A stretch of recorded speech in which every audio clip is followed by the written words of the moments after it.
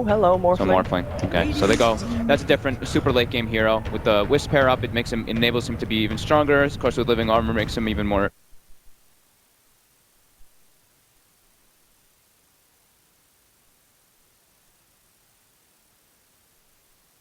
That's a different super late game hero. With the Wisp pair up, it enables him to be even stronger. Of course, with Living Armor, makes him even more. Morphling is one of the heroes that they actually didn't.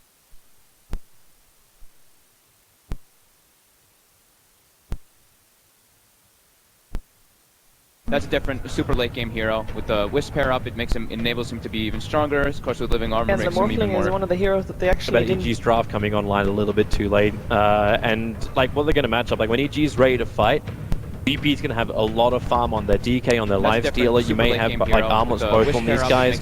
Even we might find farm, and then you get an ancient apparition at the end. So not a whole lot of draft they coming have like online the a little slaughter bit too late, and.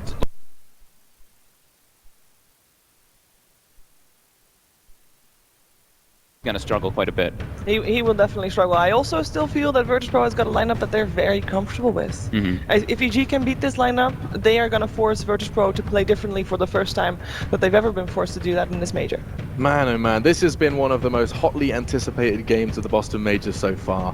One of the teams between Virtus.pro and EG is going home. Our panel was a little split. Looks like they're expecting to see big things from VP. I don't know if that's changed from the draft.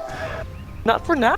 So far, this is their comfort zone. Everyone's going to be nibbling their nails, and we're going to be jumping into our first game of our day here in the Wang Theatre. Let's get into it, though. It's EG, VP, and your casters are none other than Gods and OD. Thank you very much, Alex. We're here in the theatre getting ready for the first series of the day. Evil Geniuses versus Pro in one of the most hotly contested matchups we're going to be expected to see here at the Boston Major. The game is beginning. We'll be able to hit ourselves into the map, but Gods, what's going on here? VP sneaking in this final counter pick of the Ancient Apparition. It's an absolute nightmare for some of EG's heroes. Is it going to be enough? It's one of those crazy things where you think you've kind of seen most of what VP like to do, and then they bust out a different hero for solo in the 5 position. It's weird that the 5 position they're here to talk.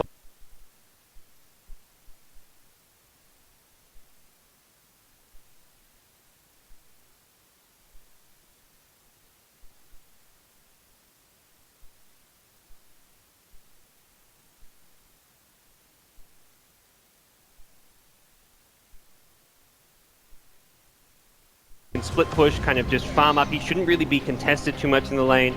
This was a great pick for Evil Geniuses, even with the AA there.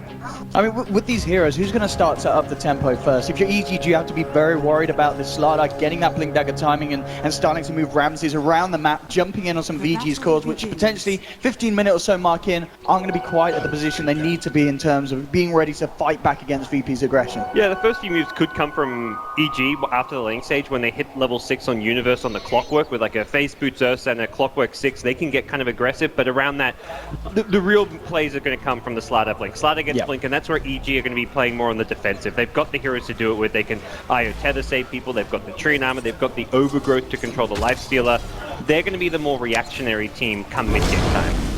So as you mentioned, this mid lane matchup, Sumail certainly going to have the edge in terms of hero versus hero, and especially with the backup of Zai hanging around on the IO. Now, how does no one deal with this? Is he kind of expected to hold his own, or are we going to see VP look to help him out in the early stages? It's a tough hero to really help out. You want to give DK that solo XP as much as possible, so he'll probably just struggle a bit on CS, but he's gone for a Windlay Stout Shield, going very defensive with his items, getting the movement speed to be able to kind of get away from the Ursa when he needs to, but still a tough matchup. Even with the Windlays, he's still equal on movement speed with the Ursa, and that's before the Tether. Once that Tether comes in, Ursa can chase him down. You can see the top lane Pasha. I'm just heading forward and trading blows with Crit and trying to force Artur back. CS-wise, RTZ having a fine old time in the first minute. Easy 4 for 3 at the moment. Then back over on VP's side of the map on the safe lane for Ramses. 2-0 at the moment, so it seems to have a little bit of a harder time, but he's got a good wave pushing in now. The Universe has just been trying his best to control the lane up, and he's already got that sentry down as well, and already moving across, seeing if he can find the supports, just keep eyes on them, and start to play around a little bit with VP.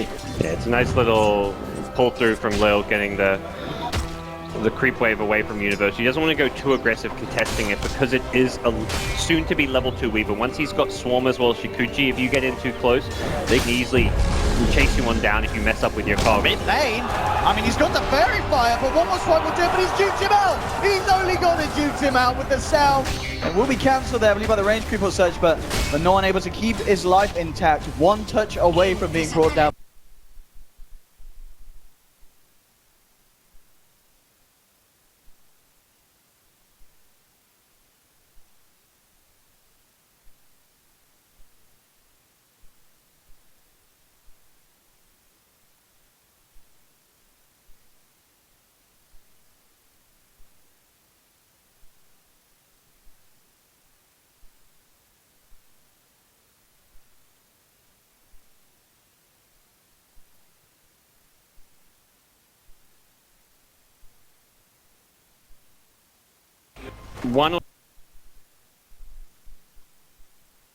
That actually goes for the boots, but either way, it gives him that little bit of a gold boost that really salvages the fact he was getting beaten in this mid lane. Top lane as well. Look at Bash's offlane plays. He's getting the CS and he is getting the levels. It seems that because you have Zai kind of mainly looking towards the bottom lane, Pasha, he's able to find quite a bit from this offlane. Yeah, he's not really getting zoned out all too much. The Treant alone has very high right-click damage, but Pasha's able just to use his all-2 sprint to kind of cut around. They're getting a bit aggressive now, but realistically, they're just looking to zone Pasha, not actually go a kill. Alright, just trading blows at the moment. Back over to the safe lane of VP. Ramses 21 for 4. At the start, we saw Universe trying his best to slow down the farm, but Universe, similar to Gunner Pasha, isn't really slowing down the safe laners as much. But Universe is finding farm. He's 8 for 4. He's hitting level 4. So as well, this looks to be on par for a good timing for that level 6, which, as you mentioned, is going to be pretty crucial for EG to step up the play before Slider hits that blink timing. Yeah, they can make some moves. Like the Dragon Knight at mid lane becomes in a very vulnerable position when Clockwork's level 6. We've seen a lot of these teams who will rotate their offlaner towards that mid lane. We saw Dragon Knight struggle a bit yesterday in some of the games. They can fall behind very quickly if they get hit once or twice.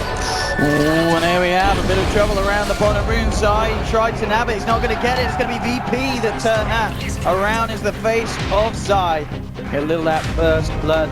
If there's one thing we've come to learn from watching VP games, if Lil starts to get kills early on, we're going to see this quick medallion and such.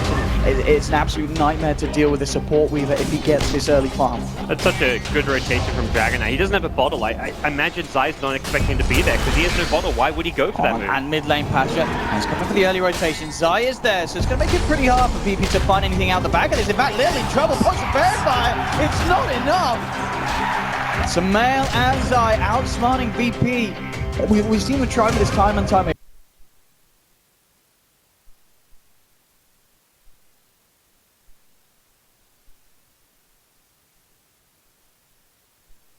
Tricky move and it gets punished. Yeah, and EG have the defensive options. They have the Io who can get back. They were hoping that they could do that perhaps before the Io respawn, but he was ready to.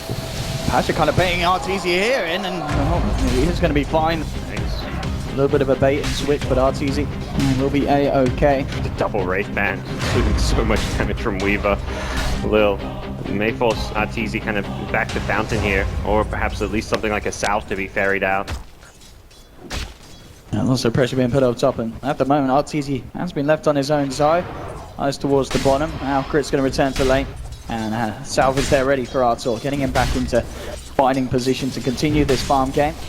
CS-wise, as we can see, still that mid lane. I mean, the CS difference is absolutely huge. Sumail 41 for 17 against no one's 14 for 0. No one, again, constantly being threatened to Sumail, just dominating this mid lane. Yeah, this is what EG like to do. Set Sumail up for success. He's going in aggressive for a kill here. Lil is there to kind of offer a bit of backup. A quick turn towards Lil, touching him down. Zai, he's come across to back up Sumail. He's actually just going to focus down the Io, and Zai's in trouble. No one with the Breathe Fire picking up the Io kill. A lot of heroes converging in the mid lane for VP. Aggression first.